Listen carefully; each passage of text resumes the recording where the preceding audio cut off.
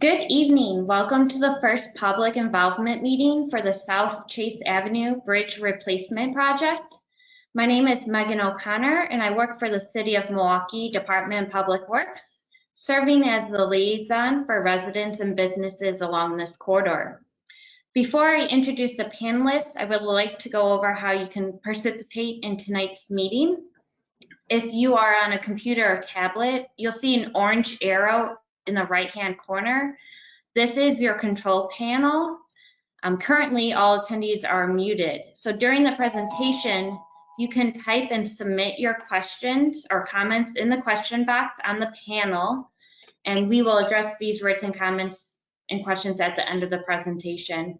If you wish to speak, there is a raise your hand button to press. I will be notified, and then I will call on you to speak, and we'll unmute your microphone. Lastly, this meeting will be recorded and posted on milwaukee.gov/dpw/chasebridge. Our panelists from the City of Milwaukee include our Department of Public Works Project Manager, Nick Goodwin, our Structural Design Manager, Jonathan Thomas, and engineers Alok Roy and David Beach. Nick, you can take over. Thank you, Megan. As Megan said, this project is for the replacement and reconstruction of Chase Avenue Bridge over the Union Pacific Railroad, which is directly adjacent to East Ohio Avenue. The agenda for this meeting, it will be the project overview, the existing conditions, the project schedule, and then we'll go over any comments and questions. Project overview. So like I said, this is primarily a bridge project, so it's only 0.1 miles in length. We are planning to replace the South Chase Avenue Bridge over the Union Pacific Railroad to East Ohio Avenue. This includes reconstructing a short segment of the roadway approach on Chase Avenue and on East Ohio Avenue. The scope of work includes removing and replacing the bridge structure, the roadway approach, which includes curb and gutter, sidewalk, driveway approaches, drainage structures and street lights will be upgraded, and landscaping work will be included. There will be some retaining wall work near the bridge as well, because the bridge will be raised by roughly 2 feet. This is because we will be providing more clearance to the railroad underneath. The goals of the project are to replace the structurally deficient bridge while improving the safety and comfort of all its users, people walking, biking, and driving. Complete streets will also be considered for this project. The project funding, the estimated cost is $5 to $5.5 million will be invested for construction. 100% of the construction costs are covered by federal and state aid, which means no assessments to property owners. That's a good thing. There are some utility costs that are not included in this, but those are covered by those utilities like waterworks and things like that. Chase Bridge, originally built in 1939, and the superstructure was replaced in 1982. The posted speed is 30 miles per hour. The average daily traffic is 15,800 vehicles per day. And there are, for the land use, commercial and residential properties in the area. This is the project location map. You can see kind of where we go past the bridge. Right here is the railroad corridor, and we're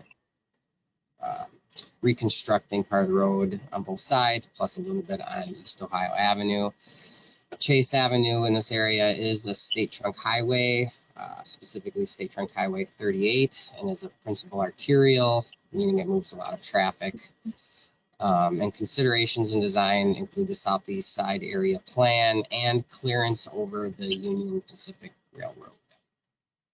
So now we're going to go over some typical sections. This is the bridge, the existing and proposed, and we have the 2 driving lanes and bike lane in each direction, as well as the sidewalks. This is East Ohio Avenue, which is adjacent to Chase Avenue. And we're not changing anything here, just reconstructing the impacted areas as is with the 30-foot roadway. So this is the Chase Avenue Bridge north approach roadway looking north, meaning, so this is the road on the north side of the bridge. And we are changing this to match into the northern side of the project that was just completed, the Chase Avenue Reconstruct, which was, like I said, just completed. And that will have the driving lanes, the bike lanes, and the parking lanes in each direction. And there will also be some retaining walls near the bridge due to the bridge being raised, and these retaining walls will be right behind the sidewalk. This is the bridge approach, the South Bridge approach, and we will be reconstructing this as is, so we're not going to be widening the road here, but there will be some retaining walls near the bridge, like I said, due to the bridge being raised by 2 feet. So, so that we're not sloping the land back towards the houses and causing drainage issues. This is why we have to put these retaining walls in. So here's the bridge plan. Alak or Jonathan, did you want to talk a little bit about the existing bridge versus the proposed bridge on what we're putting in? Yeah.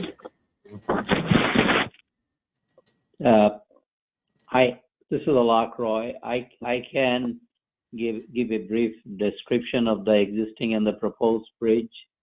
If Jonathan, if you want to add something at the end, please do so. The existing bridge is a 3-span concrete flat slab bridge, which is slightly over 138 feet long bridge. Width of the bridge is 90 feet, with the roadway width of 32 feet in each direction. As Nick said, originally the bridge was built in 1932 and then in 1939, and that superstructure was replaced in 1982. And the new bridge is going to be a single-span reinforced concrete rigid frame bridge, which will be 65 feet long. The width of the bridge is going to be same as the existing bridge width, with 32 feet wide roadway in each direction. The bridge length has been reduced to reduce the initial construction cost for the new bridge, as well as it will reduce the future operation and maintenance cost of the bridge. The bridge has been designed to maintain the railroad as per their requirement in the railroad corridor, and the area between the new and the existing abutment, the new abutment for the new bridge and the existing abutment of the existing bridge will be filled and will be retained by mechanically stabilized earth retaining wall.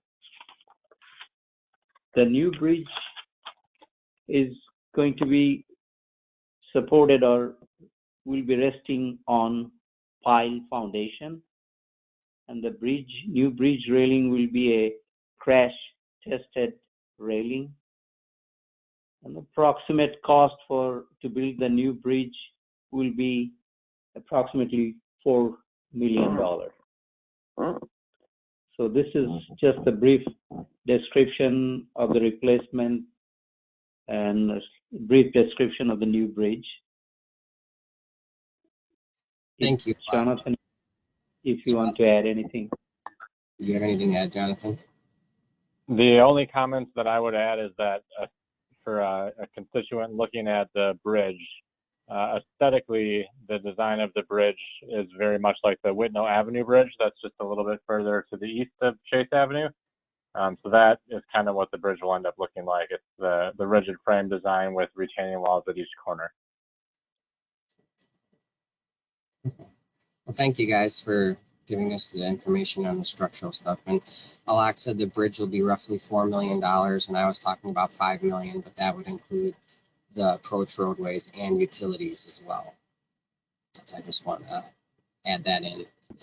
So now we're going to talk about the project schedule. Right now we're in 2020 and we're in the first meeting. Next year, 2021, we'll be looking at completing the 60% design phase, environmental report, design study report. That's also when we will be starting real estate acquisition. So as part of this project, there will be easements, temporary limited easements to build some of these, and permanent limited easements to build some of these retaining walls. And there will also be one property acquired on the northeast side of the bridge, just adjacent to the bridge, and that home will be demolished and graded back. So that's something for everyone to know. In 2022, we will have our second community meeting. We'll be in the 90% design phase for the project. In 2023, we'll be in the final design phase and utility coordination for the project, and by then the real estate acquisition should all be complete. In 2024, we'll have our pre-construction meeting, present final plans and staging and access details, and construction will be from April to December. With this project, the road will be closed on Chase, so it'll be a detour route. And that will be talked about at a later time. Likely it'll be, I don't have the map in front of me, Holt, Howell to Oklahoma to get around that way.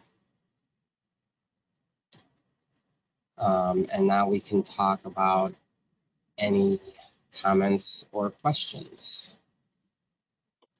So Megan. Yeah, so we have one attendee right now, Marissa. I can just unmute Marissa's microphone if she has any questions or comments, and this can just be a conversation since it is a small group here. So hold on one second. Let's see if I can send her a request if she would like to speak.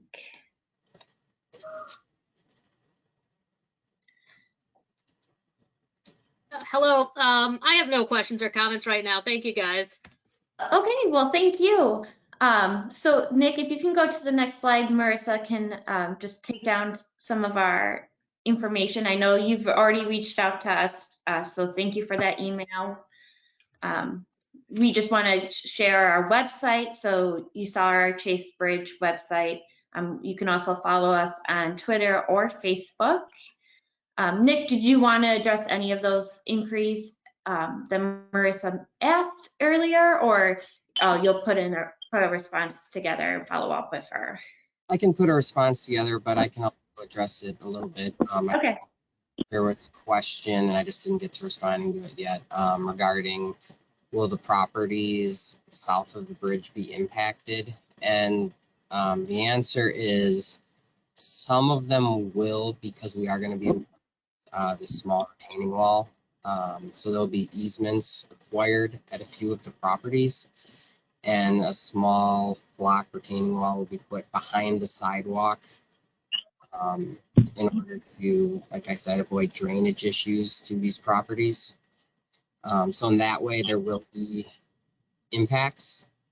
Our real estate consultant will be reaching out to those when we are beyond the 60% stage. So we're about,